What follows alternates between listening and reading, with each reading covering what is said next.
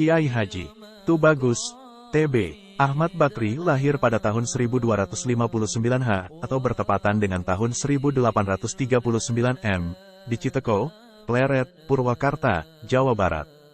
Beliau merupakan putra pertama dari pasangan Kiai Haji Tubagus Sayyidah dan Umi. Selain Kiai Haji Tubagus Ahmad Bakri, dari pasangan ini juga lahir Tubagus Amir dan Ibu Habib.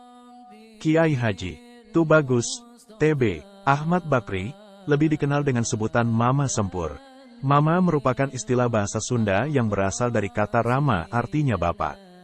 Di kalangan masyarakat Jawa Barat, kata mama ini biasanya disematkan kepada ajengan atau kiai, sehingga sebutannya menjadi Mama Ajengan atau Mama Kiai.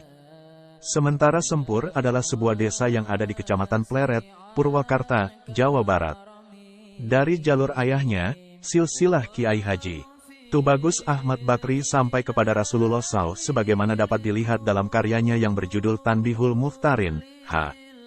22, sebagaimana berikut. Kiai Haji TB, Ahmad Bakri bin Kiai Haji TB, Saida bin Kiai Haji TB, Hasan Arsyad Pandeglang bin Maulana Muhammad Mukhtar Pandeglang bin Sultan Ageng Tirtayasa, Abdul Fatah bin Sultan Abul Ma'ali Ahmad Kenari bin Sultan Abdul Mafahir Mahmud Abdul Qadir Kenari bin Maulana Muhammad Ing Sabda Kingking bin Sultan Maulana Yusuf bin Sultan Maulana Hasanuddin bin Sultan Maulana Syarif Hidayatullah, Sunan Gunung Jati, bin Sultan Syarif Abdullah bin Sultan Maulana Ali Nurul Alam bin Maulana Jamaluddin Al-Akbar bin Maulana Ahmad Syah Jalal bin Maulana Abdullah Kon Syah bin Sultan Abdul Malik bin Alwi bin Muhammad Sohib Mirbat bin Ali Koli, Kosam bin Alwi bin Muhammad bin Alwi bin Sayyidina Ubaidillah bin Imam Al-Muhajir ila Allah Ahmad bin Isa An-Nakib bin Muhammad An-Nakib bin Ali Al-Arid bin Imam Jafar Sadik bin Muhammad Al-Bakir bin Imam Ali Zainal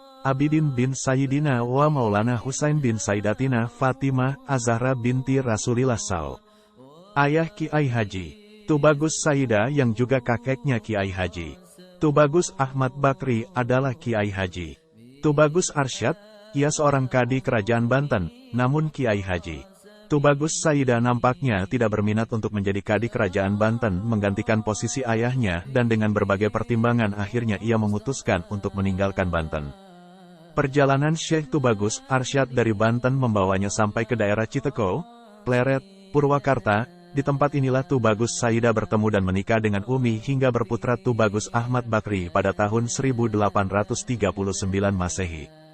Mama Sempur wafat pada malam Senin, 27 Zulkaidah 1395 H bertepatan dengan tanggal 1 Desember tahun 1975 M. Dalam kitab Itlah Al-Karatoniyah Fima Yata'alaku Bidelalati Al-Wahabiyah, halaman 27, Mama Sempur menyebutkan guru-gurunya sebagaimana berikut. Syekh Raden Haji Muhammad Roji Goyam, Tasikmalaya, murid dari Syekh Umar As-Syami dan Syekh Ahmad Al-Khoyat. Syekh Ahmad Syatibi Al-Konturi, Gentur, Cianjur. Syekh Muhammad Basri bin Abdillah, murid dari Sayyid Utsman dan Syekh Raden Haji Muhammad Roji Goyam. Syekh Syaubari, Syekh Solih bin Umar, Soleh Darat, Semarang. Syekh Masum bin Salim, Semarang, Mualif, Tasiwikul Kholan. Syekh Ahmad Dahlan bin Abdillah, saudara dari Syekh Muhammad Mahfuz Tarmas. Tuan Syekh Habib Utsman. Pengembaraan di dunia intelektual tidak membuat Mama Sempur merasa puas. Untuk itu akhirnya ia memutuskan untuk berangkat menuntut ilmu ke Mekah. Guru di Mekah, Syekh Nawawi Al-Bantani, Syekh Ahmad Zaini Dahlan, Syekh Said Babsil, Syekh Umar bin Abi Bakar Bajunaidi, Said Abdul Karim Ad-Dagustani, Syekh Solih Bafadol Al-Hadromi, Syekh Solih Al-Kamal, Mufti Al-Hanafi, Syekh Ali Al-Kamal Al-Hanafi, Syekh Jamal Al-Maliki, Syekh Ali bin Husain Al-Maliki, Sayyid Hamid, Qodi, Jidah, Asal, Mufti, Al-Hanafi fil Makatil Musyarofah, Syekh Ahmad Khotib Asis Syambasi, Syekh Said Al-Yamani, Syekh Muhammad Mahfuz Tarmasi, Syekh Mukhtar bin Atorid, Syekh Muhammad Marzuk Al-Bantani. Beberapa santri Kiai Haji Tubagus Ahmad Bakri yang menjadi ulama terkemuka di antaranya Kiai Haji Abuya Dimyati Banten, Kiai Haji Raden Mamun Nawawi Bekasi, Kiai Haji Raden Muhammad Syafi'i atau dikenal dengan Mama Cijerah Bandung, Kiai Haji Ahmad Syujai atau Mama Cijengkol, Kiai Haji Izudin atau Mama Cipulus Purwakarta. Pada tahun 1911 Masehi pulang ke tanah air, Kiai Haji Ahmad Bakri mendirikan sebuah pesantren dengan nama Pesantren As-Salafiyah di Darangdang, Desa Sempur, Kecamatan Pleret, Kabupaten Purwakarta. Pesantren ini dinilai sebagai pesantren tertua di daerah tersebut. Demikianlah untuk selanjutnya ia mengelola pondok pesantren dan menjadi guru penyebar tarekat Naksabandiyah di daerah tersebut. Pemikirannya untuk mengungkap pemikirannya dapat dilacak sejumlah catatan kecil yang ditulisnya, ceramah-ceramah serta kandungan kitab yang ditulis. Dalam Cempaka Dilaga, misalnya, Kiai Haji Ahmad Bakri menjelaskan beberapa prinsip hidup yang harus dilakoni oleh umat Islam, yaitu keharusan berbuat baik terhadap tetangga agar kita dapat hidup di dunia dengan aman, terutama aman dalam ibadah dan mengabdi kepada Allah. Di bagian lain kitab ini, ia berpendapat bahwa seorang muslim hendaknya patuh dan menaati pemerintah, bahkan terhadap pemerintah yang lalim sekalipun, selama pemerintah tidak memerintahkan rakyatnya untuk menyalahi perintah Allah atau melarang untuk berbakti kepada Allah SWT. Selain itu, Kiai Haji Ahmad Bakri menjelaskan bahwa dalam mengambil keputusan, seorang muslim hendaknya pada prinsip-prinsip usul fikih. Misalnya, ketika seseorang dihadapkan pada dua pilihan yang tidak dapat dihindari, maka menurutnya orang tersebut hendaknya memilih perbuatan yang paling sedikit mudaratnya. Akhaf al-Delarurin. Ia juga menganjurkan agar seseorang mendahulukan untuk menolak mafsadah daripada melakukan pekerjaan yang mendatangkan manfaat. Menurutnya, menghindari mafsadah lebih utama ketimbang mencari manfaat. Kiai Haji Ahmad Bakri juga memperbincangkan perilaku manusia yang sangat mendasar, yaitu makan. Menurutnya, makan merupakan kewajiban, dan oleh karenanya makan termasuk bagian dari ajaran agama Islam. Karena makan merupakan salah sendi yang dapat menguatkan manusia dalam melaksanakan ibadah kepada Allah SWT, dan melakukan perintah-perintahnya. Lebih lanjut Kiai Haji Ahmad Bakri menjelaskan bahwa seseorang sejatinya mengetahui etika makan. Dengan demikian, seseorang dapat mencapai manfaat makan sehingga makan dapat dinilai sebagai ibadah. Tarekat yang Syekh Sempur pegang adalah tarekat ngaji, sebagaimana ia ungkapkan dalam karyanya yang berjudul Futuhatut Taubah fi Sidqi Tawajuhit Thoriqoh pada halaman 47-49. Ari anu pang afdol-afdolna tarekat dina zaman ayeuna, jeung ari leuwih deket-deketna tarekat dina wusul ka Allah ta petik terbalik ala eta nyatea tolab ilmi, sarta bener jeung ikhlas. Tarekat yang paling utama pada zaman sekarang dan tarekat yang paling dekat dengan wusul kepada Allah yaitu talab ilmi, benar, dan ikhlas. Pernyataan Syekh Tubagus Ahmad Bakri tersebut dikutip dari jawaban seorang mufti Syafi'iyah Syekh Muhammad Said Babasil yang mendapat pertanyaan seputar tarekat dari Syekh Ahmad Khatib. Dialog kedua ulama tersebut dikutip oleh Mama Sempur dalam kitab Izharu Zuhlil Kazibin halaman 61. Setiap pukul 4 pagi, selain itu, dalam kitab Futuhatut Taubah fi Sidqi Tawajuhit Thoriqoh, halaman 32, seraya mengutip pernyataannya Syekh Muhammad Amin Asis Syafi'i An-Naksabandi, Syekh Tubagus Ahmad Bakri menyatakan bahwa hukum masuk dalam salah satu tarekat mutabarah bagi setiap muslim laki-laki maupun perempuan yang sudah mukalaf adalah fardu ain. Sehingga menurut salah satu riwayat, Syekh Tubagus Ahmad Bakri pun tetap menganut tarekat mutabarah. Adapun tarekat yang dianutnya adalah tarekat Qadiriyah wa Naksabandiyah.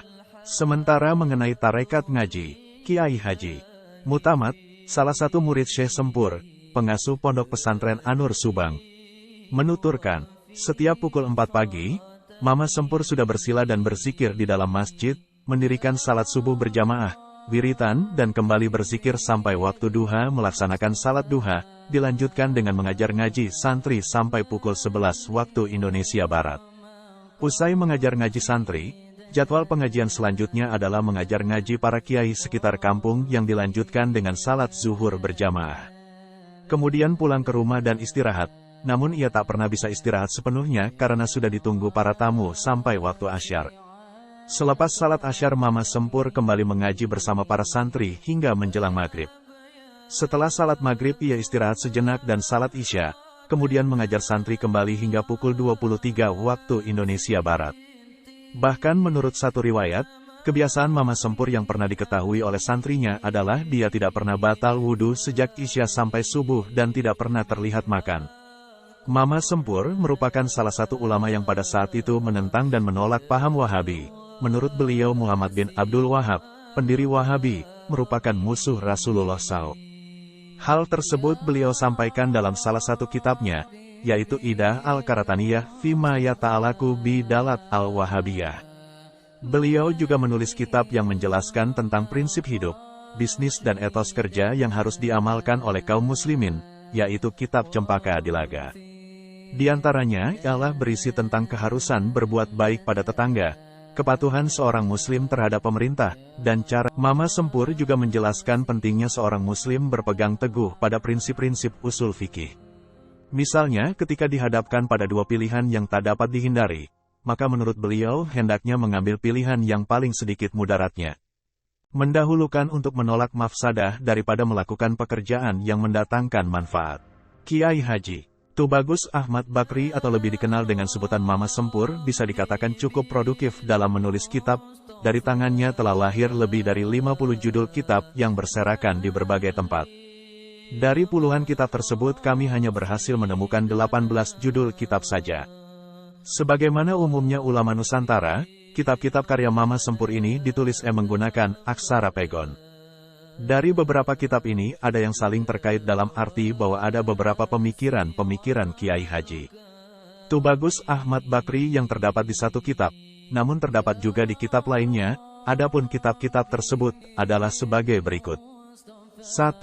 Cempaka Dilaga. Judul lengkapnya adalah Cempaka Dilaga, Mertelaken Perihal Wajib Usaha.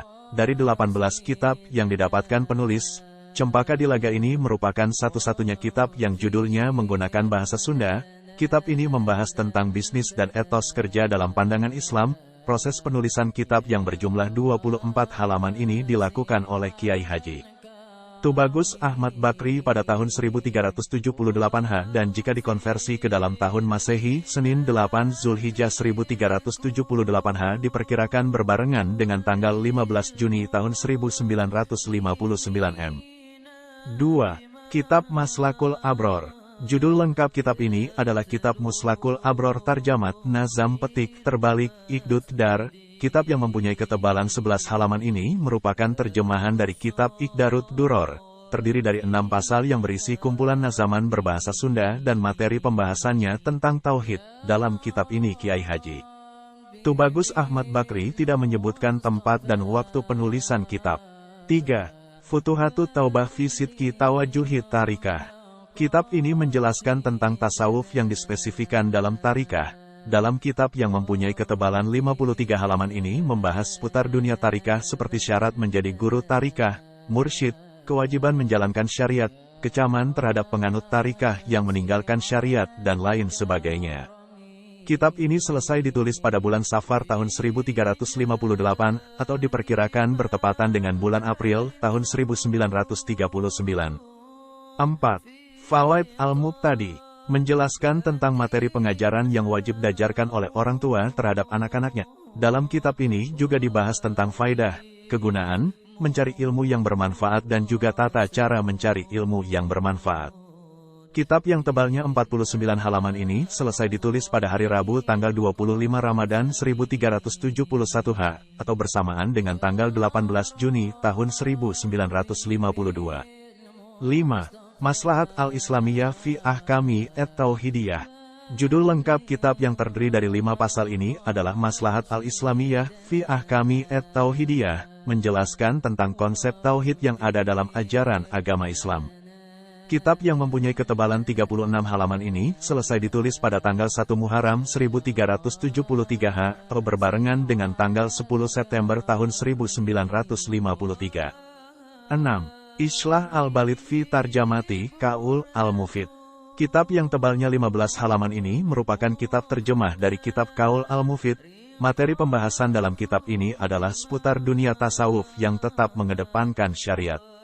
Kitab ini selesai ditulis pada hari Ahad bulan Safar tahun 1372 H, atau berbarengan dengan bulan Oktober tahun 1953. 7. 7. Risalah Al-Waladiyah. Kitab ini merupakan kitab nazaman karya Kiai Haji Tubagus Ahmad Bakri berupa terjemah dari kitab Al-Haridah, Al-Bahiyah karangan Syaikh Ahmad Dardir.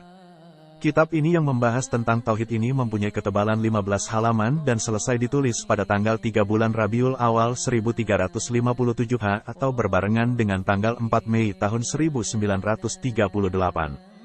8. Maslak Al-Hal. Kitab ini menjelaskan tentang mupetik terbalik amalah antar manusia seperti bekerja, walimah, akhlak dan sebagainya. Kitab yang tebalnya 24 halaman ini mempunyai beberapa kesamaan dengan kitab Cempaka Dilaga. Mama dalam kitab yang terdiri dari 7 pasal ini tidak ditemukan tempat dan tanggal penulisan kitab. 9. Tanbihul Ikhwan. Kitab ini merupakan kritik atas pemikiran Jamaluddin Al-Afghani, Muhammad Abduh dan Rashid Ridho yang berpendapat bahwa pintu ijtihad dibuka selebar-lebarnya. Dalam kitab yang terdiri dari 8 pasal ini Kiai Haji Tubagus Ahmad Bakri membahas tentang konsep ijtihad yang menurutnya tidak semudah yang dinyatakan oleh ketiga pemikir itu. Selain itu juga tidak sembarangan dilakukan oleh seorang muslim, karena ada syarat-syaratnya yang harus dipenuhi oleh seorang mujtahid seperti memahami ilmu nahwu, saraf, bayan, badi petik terbalik, faham semua ilmu syariat dan sebagainya. Sebaliknya, bagi muslim yang belum memenuhi syarat-syarat ijtihad tersebut maka mereka diwajibkan untuk bertaklid kepada ulama. Dalam kitab yang berjumlah 32 halaman ini, Kiai Haji Tubagus Ahmad Bakri tidak mencantumkan tanggal ataupun tahun penulisan kitab. 10. Roihatul Wardiyah. Kitab ini membahas tentang adabul basyariyah, yaitu tata krama yang mesti dilakukan oleh manusia khususnya umat Islam, yaitu dengan kebaikan hatinya, kebaikan pekerjaannya dan kebaikan perangainya, serta menjalani peraturan yang sudah ditentukan oleh agama dan adat kebiasaan sebuah negeri. Salah satu poin yang ada dalam kitab yang berjumlah 21 halaman ini dinyatakan bahwa jika perbuatan baik ini bisa dilakukan maka akan menghasilkan kebaikan untuk dirinya sendiri serta dijauhkan dari segala kejahatan. Kiai Haji Tubagus Ahmad Bakri berhasil menyelesaikan kitab yang terdiri dari 13 pasal ini pada tanggal 26 Ramadhan 1347 HH dan jika dikonversi ke tanggal Masehi diperkirakan berbarengan dengan tanggal 8 Maret tahun 1929. 11. Tanbihul Muftarin. Judul lengkap kitab ini adalah Tanbihul Ikhwan Firrodi, petik terbalik ala Mazhabid Delalalah wa Tufyan. Kitab ini membahas tentang larangan untuk mencela kepada 2 orang sahabat Nabi yaitu Muawiyah dan Ali bin Abi Thalib karena kedua orang ini adalah orang mulia di sisi Rasulullah. Selain itu dalam kitab yang terdiri dari 8 pasal dan berjumlah 31 halaman ini juga dibahas tentang akhlakul karimah seperti anjuran untuk segera membayar hutang agar hutangnya tidak menggunung, memilih wanita solihah untuk dijadikan sebagai istri, kefarduan mencari ilmu yang manfaat terlebih bagi keturunan Rasulullah, dan lain sebagainya. Kitab ini selesai ditulis oleh Kiai Haji Tubagus Ahmad Bakri pada hari Selasa tanggal 15 Ramadhan 1349 atau berbarengan dengan tanggal 3 Februari tahun 1931. 12. Nasaihul Awam. Judul lengkap kitab ini adalah Nasaihul Awam fi Tafkikil Islam. Kitab ini terdiri dari 19 pasal dan 34 halaman yang isinya merupakan ajaran-ajaran agama Islam yang dikutip oleh Kiai Haji Tubagus Ahmad Bakri dari Al-Quran, hadits dan pendapat para ulama diantaranya adalah bahwa pokok ajaran Islam adalah saling menasehati dalam kebaikan. Tujuannya adalah agar kelak umat Islam menjadi husnul. Selain itu Kiai Haji Tubagus Ahmad Bakri juga menyampaikan tentang tidak layaknya membangun masjid di tempat yang populasinya tidak pernah melaksanakan sholat, anjuran untuk segera bertaubat dan seterusnya. Kitab ini selesai ditulis oleh Kiai Haji Tubagus Ahmad Bakri pada malam Jumpetik terbalik, tanggal 21 Zilhijjah 1352, atau bertepatan dengan tanggal 6 April tahun 1934. 13. Risalatul Muslihat. Judul lengkap kitab ini adalah Risalatul Muslihat fi Bayani Fardil Makulat, wal Masnunat wal Makruhat wal Muharomat. Sesuai dengan judulnya, kitab ini membahas hukum fik yang difokuskan kepada makan, sebagaimana layaknya fik yang mempunyai sifat relatif dan dinamis. Kiai Haji Tubagus Ahmad Bakri membahas tentang relativitas hukum makan, yakni makan dalam keadaan wajib, sunat, makruh, dan juga haram. Kitab yang berjumlah 17 halaman ini diselesaikan oleh Kiai Haji Tubagus Ahmad Bakri pada hari Ahad tanggal 30 Jumadil Awal 1353 atau bertepatan dengan tanggal 9 September tahun 1934 M. 14. Tafsiratul Ikhwan.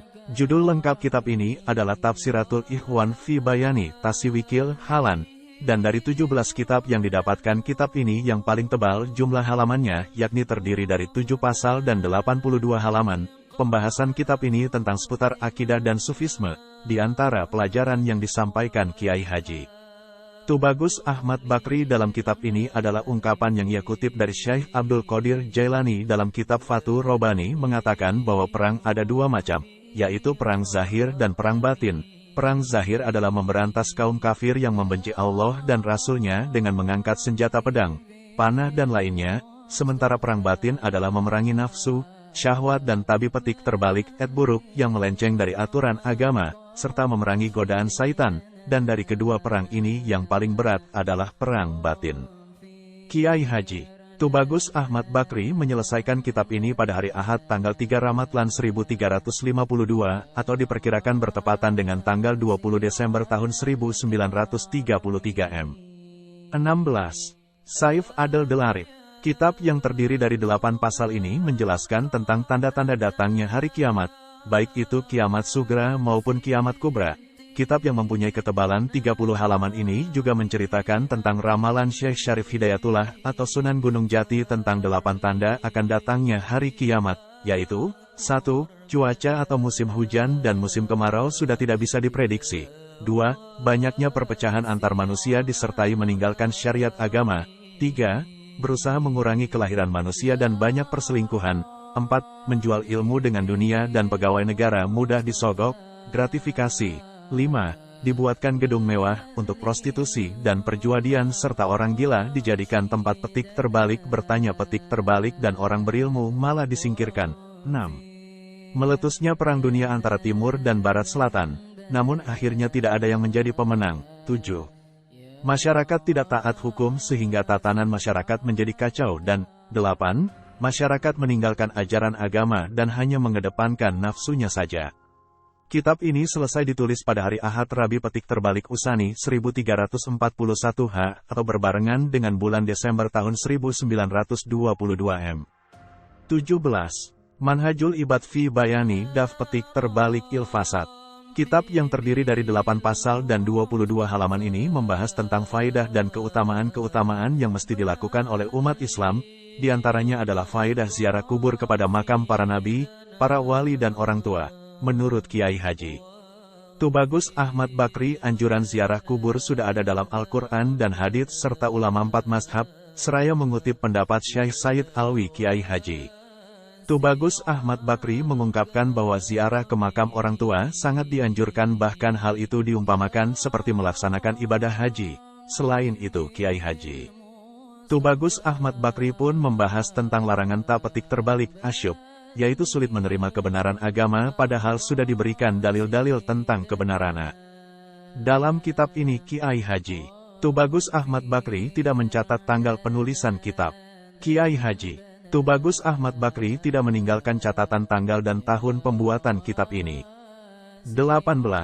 Itlahul Karatoniyah. Judul lengkap kitab ini adalah Itlahul Karatoniyah Fimayata Petik Terbalik Alaku Bid Delalautil Wahabiyah. Sesuai dengan judulnya, kitab yang terdiri dari 8 pasal dengan tebal 47 halaman ini membahas tentang pemikiran-pemikiran Muhammad bin Abdul Wahab dan aliran Wahabi yang dianggap melenceng dari ajaran Islam. Dalam kitab ini Kiai Haji Tubagus Ahmad Bakri mengutip dari beberapa kitab yang mempunyai kecenderungan untuk menyatakan bahwa Wahabi telah melenceng dari ajaran Islam. Di antara kitab-kitab yang ia kutip adalah Durarus Saniyah fi Rodi Alal Wahabiyah, karya seorang mufti Syafi petik terbalik Syekh Ahmad Dahlan, kitab Sawa petik terbalik Ikul Muhrikot karya Ibnu Hajar Al-Haytami dan lainnya. Di antara pembahasan yang disoroti oleh Kiai Haji Tubagus Ahmad Bakri adalah tentang penguatan tradisi keagamaan Islam Ahlus Sunnah wal Jamaah petik terbalik seperti dalil ziarah kubur, tawasul, perintah mencari ilmu kepada ulama-ulama dan tidak mencari ilmu melalui koran, mungkin jika dikaitkan dengan perkembangan zaman seperti sekarang, dan juga internet. Kiai Haji Tubagus Ahmad Bakri tidak meninggalkan catatan tanggal dan tahun pembuatan kitab ini.